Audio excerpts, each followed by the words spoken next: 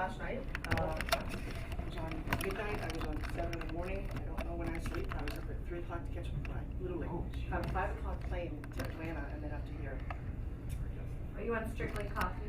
No, actually, you know what's funny? I don't drink coffee. Oh. That's the first coffee that I've had in a very long time. But I got here and thought, it's already 2 o'clock my time and I haven't eaten. Yeah. I had a little bit of something on the plane. So yeah, I don't normally do, I try not to do that because it messes with your whole system. You know what it is? It's adrenaline. And I'll tell you why I'm excited to be here, and I hope that you guys get as much as I am in terms of excitement. All right, so. You got the buds going? If I sit down, maybe that'll lock you down this way. No. Would you like to sit on the ball too, so you can be lower? All right, so you're good, you're listening, sound is okay? Yeah, it sounds real good. Shotgun microphone. So again, this is probably, you know what, and you can even, since I'm gonna be talking this way, you might want to do something a little more that way.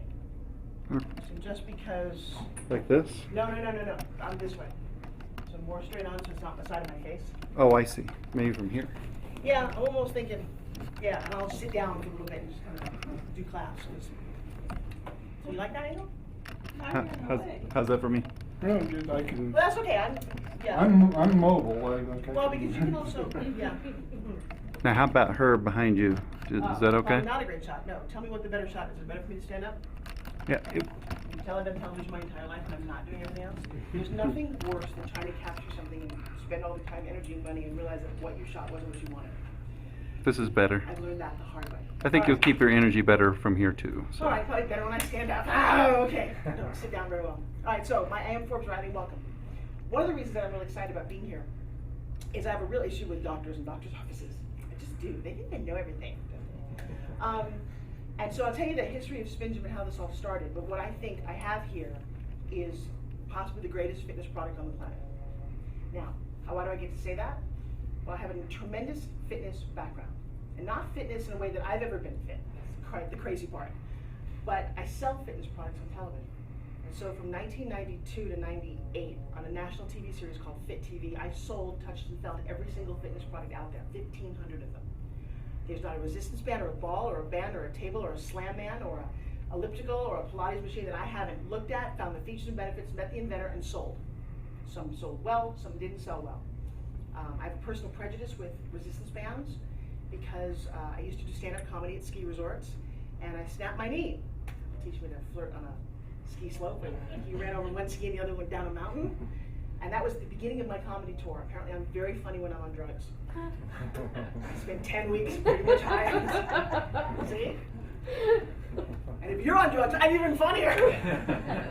So I ended up at Stephen Hawkins Clinic in Vail after about 10 weeks of just not doing anything, going, yeah, you've shattered your ACL and now you have to do rehab before we do anything. So he gave me a resistance band with a foot strap and I started doing some rehab with my knee. And meanwhile, I had sold a rehab system, a resistance band system on television, and I was showing a friend of mine going, look, this is how you do it. Well, the one that I was showing had a kind of a hard handle, like a hairbrush, put that underneath my sneaker, rotating, pulled like this, just enough so that it went whack and smacked me and shattered my nose. Oh my gosh. I don't Smell like that resistance coming. bands. It didn't break. In fact, it's funny, I actually ended up going after the company because they didn't ever talk about it. They had no safety strap. And if you notice, they don't have hard handles anymore. I think I have the reason for that. So if you get hit in the strap, you might hurt yourself, but you won't shatter your nose. So, I'm very emotional when I think about it.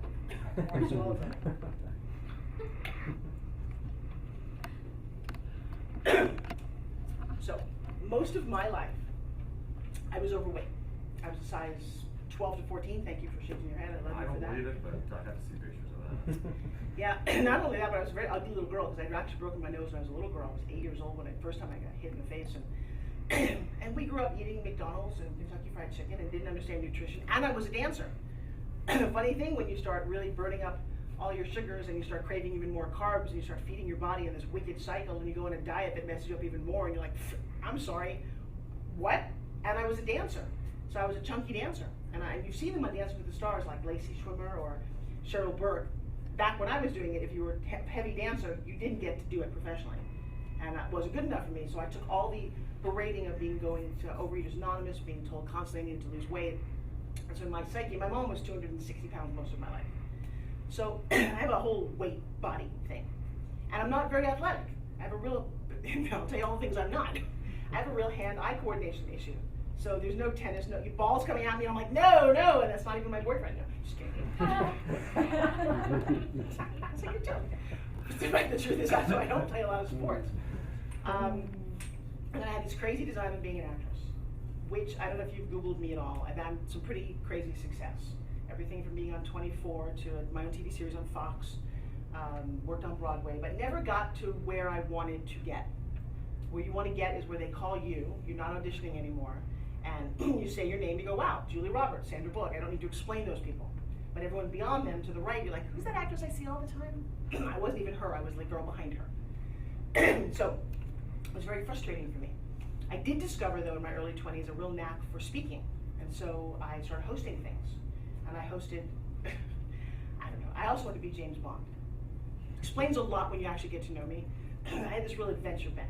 My dad taught me to fly airplanes when I was younger. I wanted to scuba dive and water ski, but when I was 15, my dad slipped and put his hand in a printing press and sliced off the whole top of his hand. And so for 3 years, he spent in hospital. I had a lot of interaction with doctors because he had 15 different operations trying to rebuild the rings and pulleys in his fingers, skin grafts everywhere. He even had a graft where they sliced open his arm here, stuck his hand in it, and let him this way for 42 days. So I got a very interesting inside notion about doctors, hospitals, rehab, care, the crappy quality of food in the hospital, the lack of rehab, and then, thank God, I'm a klutz. I mean, I am a bona fide klutz. I spent a lot of time in the emergency room as a kid. I have terrible stories. I remember reading a book, walking down the stairs wearing glasses and not seeing the last step and stepping out into space, and on the tile shattered my ankle. Literally once every couple of months, I was in the emergency room for something. I was always in rehab. I was always in therapy. You know, twisted, broken, torn. I roller skated. I was a dancer. I tore my hip. I hurt my knee. It just goes on and on. So I saw that side of the world from a patient side. I was given a lot of pieces of paper and told to go home and do things that I never did. And then I was lucky enough in my early 20s to meet an amazing massage therapist who didn't do anything by the book. She had you on the floor at a time when that wasn't popular, and walking on you and stepping on you and twisting you. And she put my body back together. I'd go horseback riding, my back would hurt, come back, and she'd do things to me. And I'm like, wow. And this stretching thing, and just this whole mind-bending kind of way that worked. So I went down this whole path of, wow, that really helps if you massage and work the body. And then I went into Rolfing. And then if you take that and you totally shred your fascia from your muscles, and what does that do for you? So I had a lot of this insight, and I hate blood, so I wasn't going to be a doctor, I was going to be a lawyer, professionally. That didn't work out. So I ended up being an actress. And a TV host. That was the other crazy thing. So I went up to Club Med in my 20s and started hosting. And somehow that crazy hosting thing actually allowed me to, I ended up hosting the first X Games. You ever watched X Games on HBO? I hosted that with Stuart Scott, who just made the news the other night for, you know, dealing with cancer, but for 3 years I was the host of that. I have no skills to host the X Games, but it doesn't seem to matter, I did it anyway. That seems to be a little bit of my career, it doesn't much matter. I hosted a national radio show where I interviewed Sting, Foreigner, Journey, Clapton. I don't know anything about their music either. So as I was telling Brad, a lot of what I've done is I was at the forefront of a lot of these things. Kind of an interesting place to be. I was at ESPN where people were like, you taking a bike down a tube thing? What is that stupid? Yeah, it was stupid back then. I remember thinking it was stupid, and now BMX and halfpipe is the thing 20 years later. I was there at that moment. I was there the moment that home shopping started. And people looked at me going, you sell crap on television. Now I'm walking over J-Lo and Queen Latifah and, I don't know, Keith Urban to get to my job because they all want to be on home shopping. So I've gotten a lot of places in my life where people said, what you're doing is stupid. And then I got to look back at it 10 or 15 years later going, you know, if I just invested a little more, bought the stock when they said, yeah, Google's a stupid name. Why would you buy stock in on Google? Think about it. And so that's kind of prefacing how SpinGym happened. And so I finally got what I wanted. I was living in LA. And then, of course, the other thing that I'm a big fan of, which is part of my whole philosophy, is that you're some of the obstacles you overcome. When really bad things happen to you, they'll happen to all of us. What separates us is how you deal with it. So in the 2000, lost both my parents to cancer, gave birth to twins, survived 9/11, which is too big to go into right now, and my husband's little brother was murdered. Big deal. You know what I did with that? I was living in a home in California, and we were going to tear out, we did the back house, the guest house, we were going to remodel the front house. The architect says to me, We can knock your house down for $25,000 and build a bigger one out of wood. Yours is cinder block. I said, 25 grand, I get nothing? Doesn't sound very good. I said, can I blow up the house? He said, excuse me? I said, yeah, they did that in a Mel Gibson movie. And so I went online, how do people blow up your home? And 3 days later, Die Hard, the movie, knocks on my door. And I will send you the link to Die Hard Explodes My House. I made a little movie of my twins watching their home being blown to smithereens, and they wrote me a check for 25 grand. That's great. I know, I have crazy stories. So I have this crazy philosophy about dream it, believe it, achieve it. That's pretty much my entire life. So I dream crazy things and then they happen. So I just wanted to be an actress, and I finally got the lead in a TV series for Fox called Fashion House. I'll send you the link to that. You can see me act my heart out. Shot it, it cleared the entire country, and at the 11th hour they replaced me with Bo Derek. And my agent said to me, you know, you're really talented, and I'm gonna let you go. I'm like, go where? I'm a 40-something-year-old actress with 3-year-old twins, where am I gonna go? He said, here's the deal. Listen, you are very good, but you're not a fail TV actress, and every time you get up, it takes a lot of auditions, a lot of time to get to that level. You audition, and you're gonna be beaten out by Kim Cattrall, Mary Louise Parker, Bo Derek, seriously? He said, you do infomercials, why don't you, you know, brand yourself? And if you still want to act, buy your own movie, make lots of money and buy a movie. I'm like, after under my breath going, you stupid fool, I hate you. I picked up my kids and moved to Florida, where I live now, after 20 years of living in LA, and hitting my head against a wall. And said, you know, what does that mean to brand yourself? Well, the crazy thing is, my day job, when I wasn't doing all those things that you heard me do, was to do infomercials. Again, I have this unique ability to communicate ideas. Well, that's kind of what infomercials were. I was there in 1991 when infomercials started. I've done 142 of them.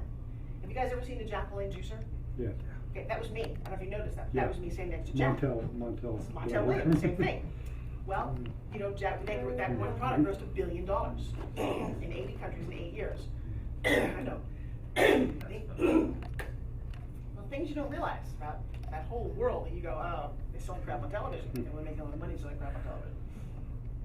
So brand yourself. I'm like, what does that mean? So I walked around the circle for a long time going, I don't really know how do you brand yourself? Coke is branded, McDonald's is branded. And then you know, you need to find some products. You need to do the Tony Little, Tony Horton. I know all those guys, I've worked with all of them. And then I said, I don't like anything that's out there. There's nothing in this room that interests me. I've sold treadmills and I've sold dumbbells and there's a resistance band, there's a couple of balls, it's not interesting. But there's nothing new. It's all, I'm like, I don't know what to do. And so that's when I don't know how the universe is to you. I think if you learn to ask for what you want, by the way, the universe gives you a lot of what you want. Most of the reason people don't succeed is they don't have the courage to say, I want this. That's been the biggest philosophy that I've understood. If I can get you to say, I really want this. And sometimes it feels very unnerving to say what you truly want. It's not about I want money, I want fame. It's I want to be respected. I want people to tell me I'm beautiful. I want to feel like I matter.